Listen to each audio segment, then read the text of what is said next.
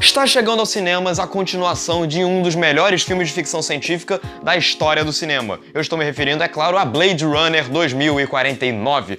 Aê! Pronto.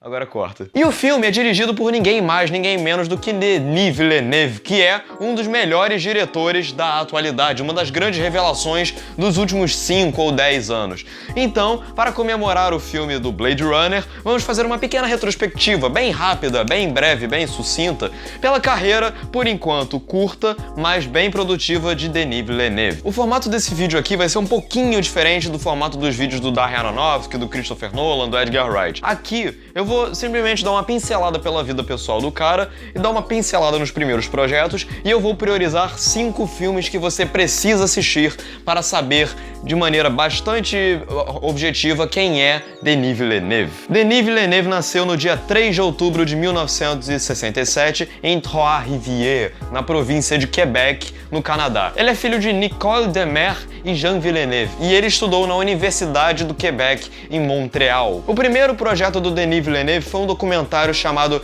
Le Corse Destination Monde. E aí depois ele fez um curta-metragem chamado REWFFWD. Cara, além de francês, esse cara ainda me inventa de um monte de... Ai, meu Deus do céu. Tá difícil gravar esse vídeo por causa dos blá blá blá blá blá. Pois é. Agora a coisa vai ficar um pouquinho mais simples, porque logo em seguida ele fez um curta-metragem para um filme de antologia chamado Cosmos. Assim como o Tarantino fez um curta naquele filme Grande Hotel, o Villeneuve também fez um curta pra esse filme aí. Aí depois ele fez um longa chamado 32 de Agosto na Terra, e depois ele fez outro longa chamado Redemoinho, e aí ele fez mais um longa chamado Polytechnic. E aí as coisas começaram a mudar um pouquinho. E aí nós começamos a entrar na nossa lista. Em 2010 veio o filme que catapultou a carreira do Denis Villeneuve, chamado Incêndios, que é um filme que inclusive foi indicado ao Oscar de melhor filme estrangeiro, e ele gira em torno de 2 irmãos e gêmeos, quer dizer, irmão e irmã, que depois que a mãe deles morre, eles precisam descobrir quem é o pai deles, que eles não sabiam que ainda estavam vivos, e eles ainda precisam conhecer o irmão mais velho, que eles nem sabiam que existia. Por que esse filme ele é importante? Porque ele também retrata um pouco a situação da Palestina. Ele, embora seja um filme canadense, ele se passa bastante na região da Palestina, acompanhando as guerras, os conflitos que rolam lá, e é um filme aterrorizante. Ele é um filme que traz cenas pesadíssimas, fortíssimas, como por exemplo, uma cena que acompanha um grupo de extremistas cristãos metralhando e ateando fogo num ônibus com crianças e mulheres. Aí eles vão lá e dão um tiro numa criança, e aí mais tarde tem uma cena de estupro no filme, e o final do filme, ele inclusive tem uma grande reviravolta, que eu não vou contar aqui, mas eu acho que eu já contei, mas ok, não tanto faz. Então é um filme pesado, e é um filme que tem um ritmo um pouco lento. Você vai ter que precisar de um pouquinho de paciência para assistir a Incêndios, paciência e força. Você vai precisar dessas 2 características para assistir a Incêndios. Mas é um filme importante, é um filme que retrata uma realidade muito bem, é um filme com personagens interessantes, uma história engajante e uma fotografia que é muito interessante. A cena, por exemplo, do ônibus, ela é uma cena pesadíssima justamente por causa da fotografia, que envolve planos gerais, por exemplo, de uma personagem num canto chorando e o ônibus pegando fogo lá atrás, imagens graficamente violentas. É um filme que vale a pena ver. Eu tenho um probleminha com a montagem desse filme um pouco, eu acho que ela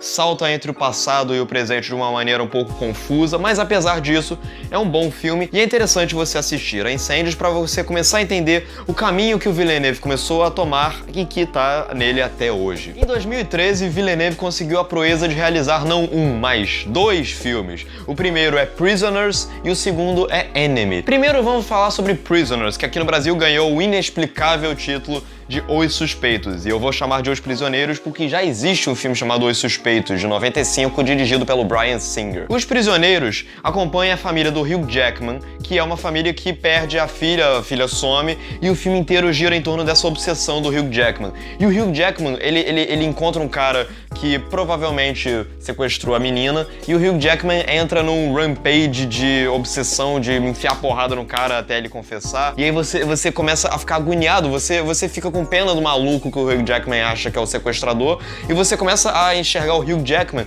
como a grande ameaça do filme, mesmo que ele seja a vítima em primeira instância. Aliás, Os Suspeitos, ele inclui um elenco que é fodaço, tipo Hugh Jackman, Jake Gyllenhaal, Terrence Howard, Maria Bello, Melissa Leo, Viola Davis. É um elenco fantástico, e o filme ele faz jus a esse elenco fantástico. O Paul Dano também tá no filme, como eu já falei. Ele é um filme imersivo. Você, como espectador, você vai mergulhar na obsessão e no desespero e no pânico dos personagens. E é um filme surpreendente, e é um filme complexo, porque ao mesmo tempo que você consegue compreender as motivações dos personagens, você discorda brutalmente das ações hostis dos personagens.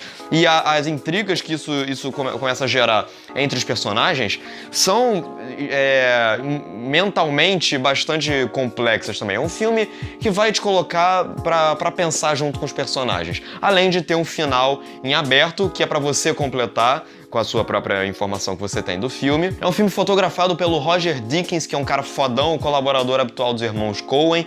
É um filme belíssimo, e é um filme que foi tremendamente injustiçado no Oscar. Pra quem gosta de cinema, ele é uma experiência e tanto. E aí, logo em seguida, vem Enemy, que aqui no Brasil ganhou um título bastante sugestivo de O Homem Duplicado. O filme é baseado num livro do José Saramago, e ele conta a história de um cara que é professor, um cara que se vê meio frustrado, não frustrado, mas um cara que se vê meio vazio, e aí ele descobre um ator que tem exatamente a mesma cara dele, e isso leva o personagem a entrar, mais uma vez, numa mega jornada de obsessão. E é interessante porque o filme, assim como o Prisioneiros, ele é um filme que mergulha o espectador numa atmosfera tensa, algo angustiante, você fica preocupado sem saber pra onde é que o filme tá indo. Ele é um filme que vai fazer você quebrar sua cabeça pra ser entendido. E ele é um filme difícil de entender. Ele é um filme que você vai precisar pensar depois de terminar de ver o filme, você pode ficar meio confuso. É um filme que vale a pena ser reassistido, principalmente por causa daquela maldita aranha que aparece.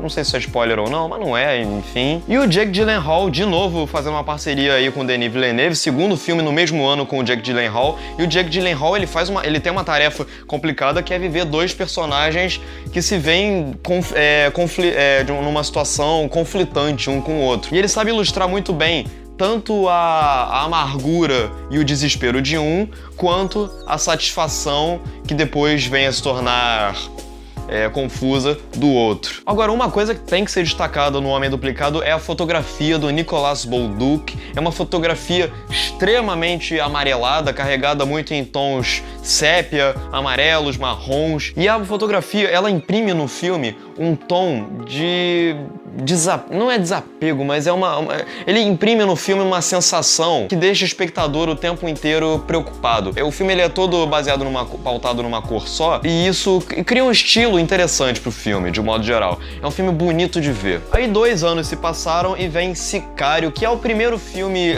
entre aspas, de ação do Villeneuve. Não é um filme de ação, mas é quase isso. É um filme que gira em torno da guerra contra as drogas lá no cartel em Juarez. E é um filme esteticamente aterrorizante. Ele já começa com uma sequência onde vários corpos saem de dentro de armários, se veem presos dentro de armários, e aí depois tem uma cena visualmente perturbadora de uma ponte com 3 ou 4 cadáveres pendurados, enforcados nela. É um filme que consegue retratar uma realidade tremendamente aterrorizante, mas mais do que isso, ele consegue criar uma história que foge do maniqueísmo. Os heróis do filme que lutam contra as drogas são pessoas corrompidas que depois passam a ser inclusive vilões do filme. E às vezes você quase até teme pelo destino dos traficantes de drogas, embora eles sejam pessoas nefastas seguindo a lógica do filme ainda assim. Ou seja, é um filme maduro, é um filme que sabe criar os dois lados. E é um filme que traz a Emily Blunt vivendo uma protagonista, uma heroína forte e que se vê no meio de um dilema também por conta desses tons de cinza que existem entre o preto e branco. É um filme interessante de ser visto por conta disso, além de conter excelentes performances, tanto do Josh Brolin quanto do Benicio del Toro. Vale a pena assistir a Sicário. Eu lembro que eu comentei o filme na época, inclusive, eu escrevi sobre o filme, vou deixar linkado aqui embaixo se eu lembrar. E, mais uma vez, retomando a parceria com Roger Deakins, o Sicário é um filme repleto repleto de imagens fantásticas. Eu já falei daquelas imagens visualmente aterrorizantes, e também tem sequências noturnas que são fantásticas, com o pôr do sol fazendo uma contraluz. É bonito demais de ver. Ou seja, o Sicário, assim como todos os outros filmes do Roger Deakins, é um filme que enche os olhos. E aí, no ano seguinte, em 2016, veio A Chegada, que é, na minha opinião, uma das melhores ficções científicas dos últimos anos, dos últimos 10 anos. E é um filme fantástico. É um filme que, assim, tipo, eu lembro, eu não comentei no vídeo que tem aqui no canal, mas eu lembro que eu escrevi sobre o filme, e é um filme muito foda, é um filme com uma mensagem pacifista, muito otimista e muito bem-vinda nos tempos de hoje. É um filme que estimula o diálogo, é uma ficção científica que funciona tanto como ficção científica, é um filme com uma construção de mundo interessante, é um filme que consegue dar um ar novo, uma nova identidade a uma história que já é batida, que é de invasão alienígena.